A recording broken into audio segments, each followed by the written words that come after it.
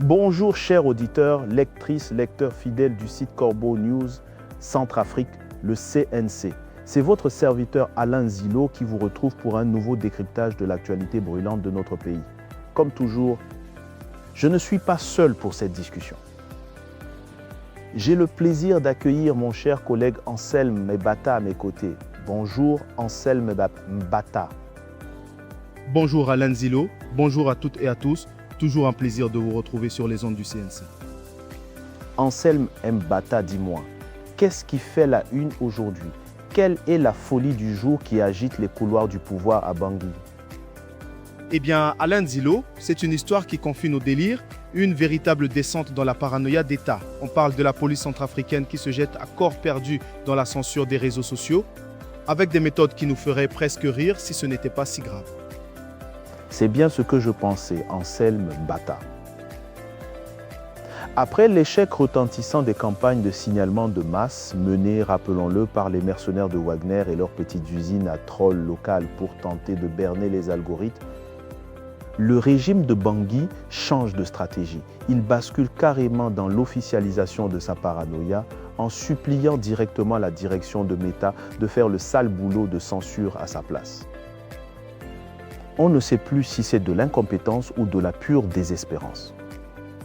C'est un peu des deux. Alain Zilo, l'appareil sécuritaire centrafricain, vient de franchir un cap dans l'absurdité administrative avec un communiqué officiel.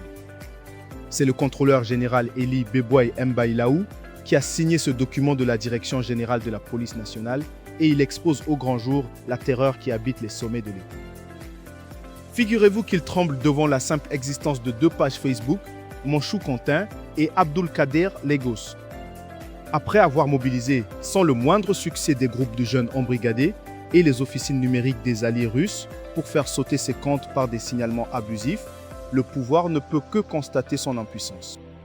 La panique est telle que le ministère de l'Intérieur quitte la manipulation clandestine pour formaliser sa dérive liberticide dans un texte officiel, qui est tout simplement pompeux. C'est une farce, Anselme Mbata. Et pour tenter de donner une vague consistance juridique à cette paranoïa, la police prétend que ses services spécialisés auraient réussi à localiser la résidence de l'administrateur de ces plateformes en France. Le texte brandit des menaces d'interpellation et d'extradition, évoquant un travail de fond en matière de renseignement numérique et d'analyse cybercriminelle.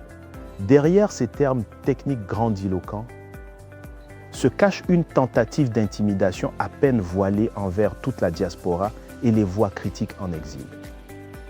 Le dictateur Faustin Archange Touadéra et ses acolytes rêvent de déployer des mandats d'arrêt internationaux pour ramener de force les internautes dissidents sur le sol national, reproduisant les schémas de rapatriement forcé qui, comme chacun sait, se terminent invariablement dans les cellules de torture de Wagner, à l'instar des traitements infâmes infligés aux opposants politiques écroués au camp de Roux ou à la prison de Inegaragba.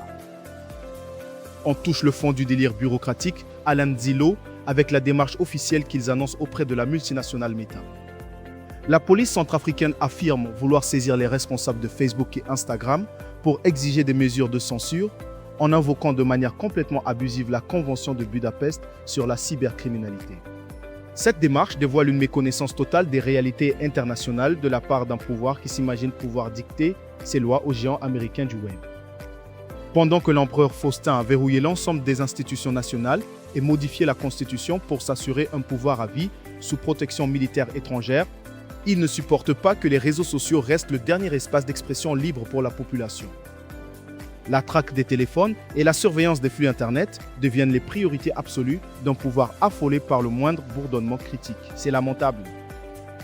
Lamentable, en effet, Anselme Mbata. Et c'est sur cette note que nous terminons notre décryptage du jour. Cet article était signé de votre serviteur, Alain Zilo.